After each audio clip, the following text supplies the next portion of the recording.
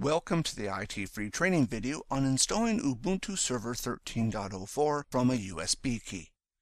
Ubuntu, named after an African philosophy of humanity towards others, has been one of the most popular Linux distributions in the world. This video will look at installing the Ubuntu distribution aimed at the server market. Shown here are the system requirements for Ubuntu. These are the system requirements for a server install not running a GUI, which is the default interface for the server version. You can see that the requirements are quite low. This makes Ubuntu a good candidate for old hardware that you may be just about to throw away. To get started with the install, I will now change to my Windows 8 computer to download the ISO for Ubuntu and prepare the USB key for the install. To download the ISO for the install, first of all, I will open Internet Explorer from the task menu. Once open, go to the website ubuntu.com. This is the official site for Ubuntu. To download the server version of Ubuntu, go to Download and select the option Server. There are two different versions of Ubuntu. The first one you should select if you want extended support for the operating system. This version does not have all the latest features. However, it will be supported until April 2017. If you are using Ubuntu in the office for basic jobs like file sharing or proxy server, this is a good choice. The next version is 13.04, which has all the latest features. New features and software are being developed for Linux all the time. If you want access to some of the new software, this version is the choice for you. The disadvantage of this version is that it does not come in a 32-bit version and is only supported for 9 months. In this case, I want access to the latest features and can afford to rebuild the server in 9 months if I need to. For this reason, I will download this version. The download is 701 megabytes, but I've already downloaded the file and saved it to the desktop, so I can cancel the download request when it appears. The download itself is an ISO file. If you want to use an optical drive to perform the install, all you need to do is burn the ISO to a CD using CD burning software. In this case, I will perform the install using a USB key, so I need to copy the ISO to a USB key and make sure the USB key is configured for booting. To do this, I will use some software from this site, pendrivelinux.com. This site is dedicated to not only having the install files for Linux being available on a USB key, but also allows a Linux distribution to be installed and run from a USB key, eliminating the need for the computer to have a hard disk. If you are trying to put together a low-cost server, having the operating system on a USB key rather than a hard disk can save you a few dollars on the setup cost. On the Pendrive Linux page, I need to select the link Universal Multi-Boot Installer. Once the page is loaded, there is some information at the top on how to use the software. At the bottom of the page is a link to download the software.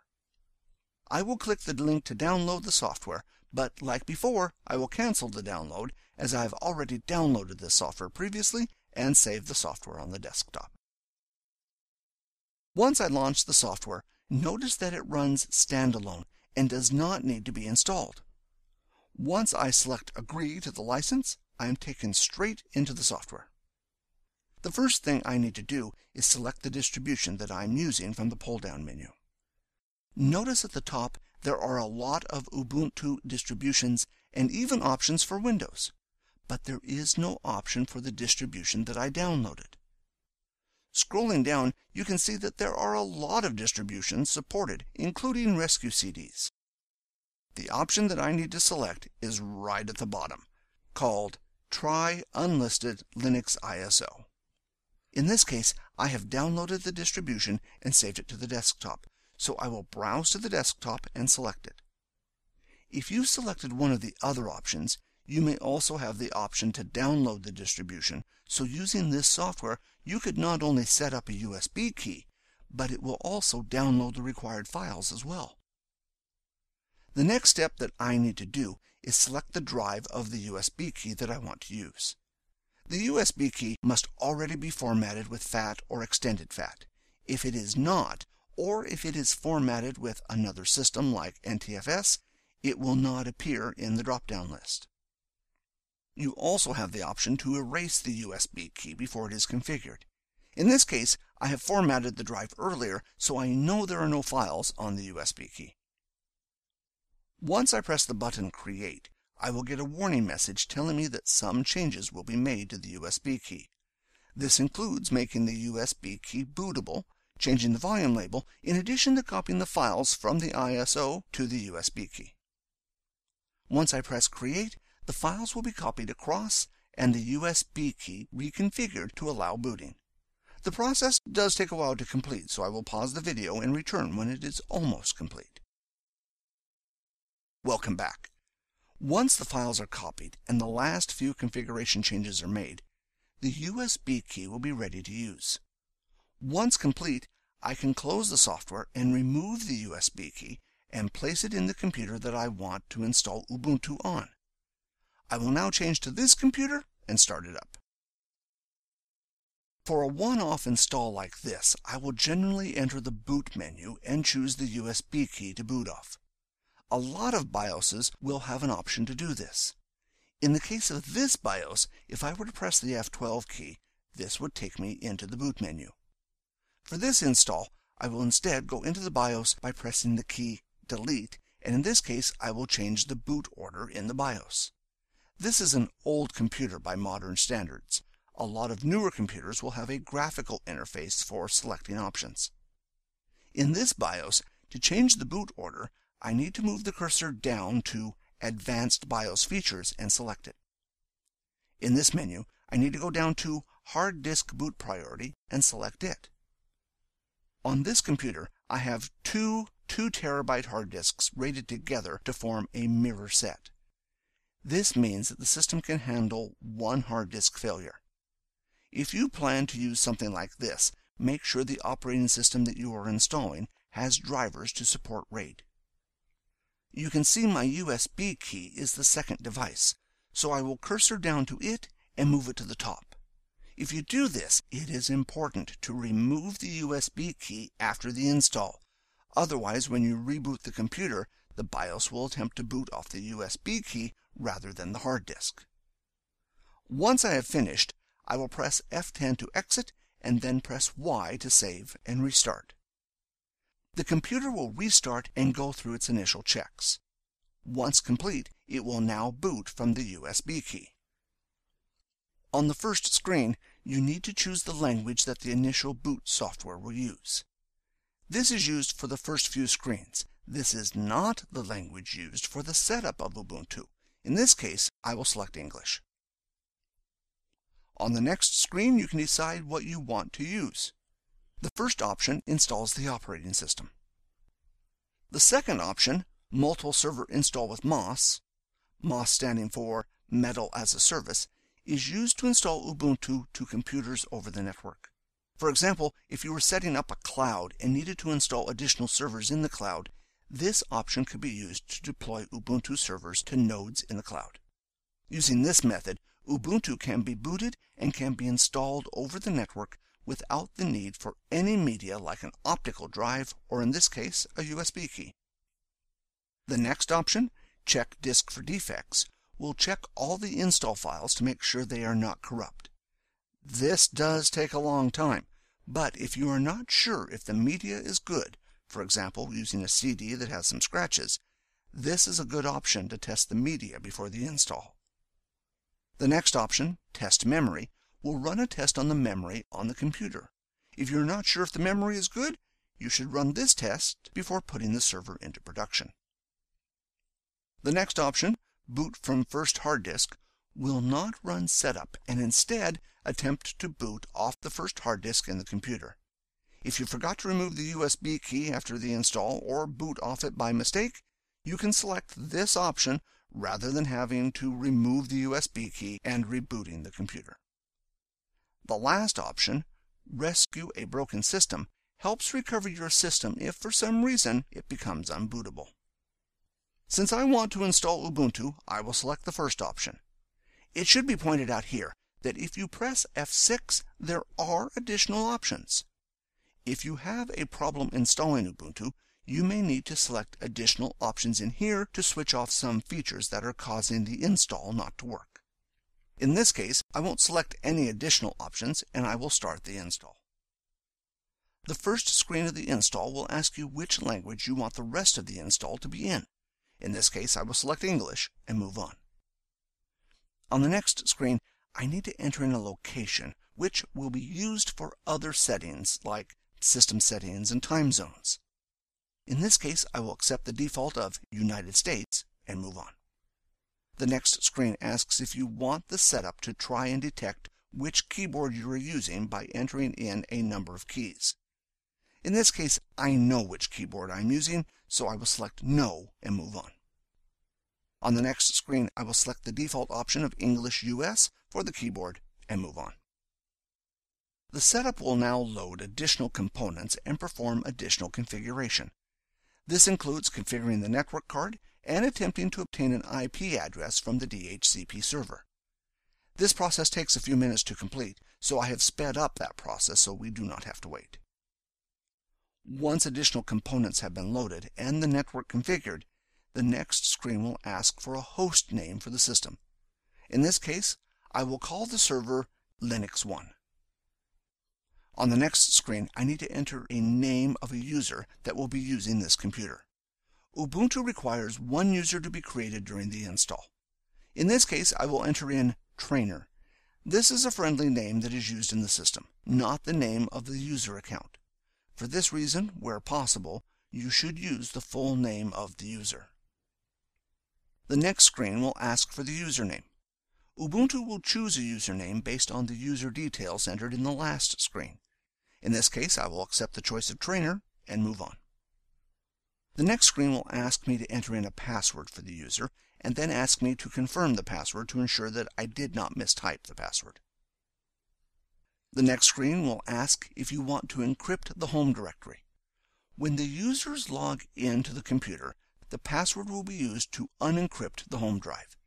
This essentially means that if the computer is lost or stolen, the hard disk cannot be put into another system and the files in the home directory read by that system. Setup will now attempt to set the time on the computer using a network time server.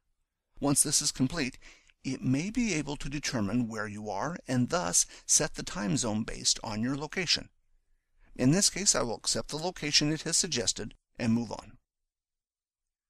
The next screen will indicate that Setup has found my hardware RAID and asks if I would like to activate and use it. In this case, I will select Yes and move on. The next screen will ask how you want the hard disk partitioned. The first option, Guided, Use Entire Disk, will partition the hard disk using simple partitions. This option offers the most compatibility with older systems. The next option uses LVM, or Logical Volume Manager. LVM was developed in 1998 to assist Linux in managing multiple hard disks and add additional features. Nowadays, a large number of distributions support the use of LVM. If you select this feature, you need to ensure that if you intend to move it to another system later on, this system supports LVM. Otherwise, you should use the first option. Some of the features of LVM allow you to combine hard disks together and resize volumes after they have been created. The next option uses LVM, but the entire disk is encrypted. The last option lets you decide the size of the partitions that you want to create. If you select this option, make sure you understand that Linux requires an additional swapped partition to be created. You should understand how this works and how large it needs to be. In this case, I will select the option to use the entire disk with LVM. The next screen will confirm that all the data on the hard disk will be erased. This is what I want, so I will continue on to the next screen. That next screen informs you that before the install can start, changes need to be made to the hard disk to enable LVM. LVM puts a signature on the hard disk so it can identify the hard disk if it is moved to another computer or moved to a different controller in the same computer. Since the signature is added and partition information on the drive is changed, this step cannot be reversed. I'm happy with this, so I will select Yes and move on. This hard disk appears to have been used with LVM before. The screen tells me that there is existing LVM data present. I'm happy to erase this data, so I will select Yes and move on, ignoring this message. The next screen will ask how much of the hard disk you want to use. The default option entered in here is 2 terabytes, which is the size of the hard disk. However, you could also use a percentage here if you wanted to. I will accept the value of 2 terabytes to use the whole hard disk and move on. The next screen will confirm which partitions will be created and formatted for the new system. Notice there are 2, the root partition and the swap partition. The swap partition is used by virtual memory, like Windows uses a file on the hard disk rather than a separate partition. Once I select Yes and move on, the partitions will be created and some software installed on the hard disk. The process took a few minutes to complete, so I've sped up that process. Now that enough of the operating system has been installed to allow networking, the next screen will ask if you need to use a proxy server to access the Internet. The proxy server will be used by the install process to obtain updates. In this case, I do not need to use a proxy server, so I will leave this blank and move on. The next screen will contact the Internet using APT. APT, or Advanced Packaging Tool, is the software used in Ubuntu to install, update, and remove packages. In this case, setup is obtaining a list of updates to existing packages from the Internet for the install media to ensure that when the install is performed, the latest packages are used. Once this process is complete, the packages will be installed. This process took just over 10 minutes on this computer, so I will pause the video and return once the process is almost complete. Now that all the packages have been installed, this screen will ask you which hard disk you want to configure a bootloader on. The bootloader is what displays the menu screen when the computer first starts up.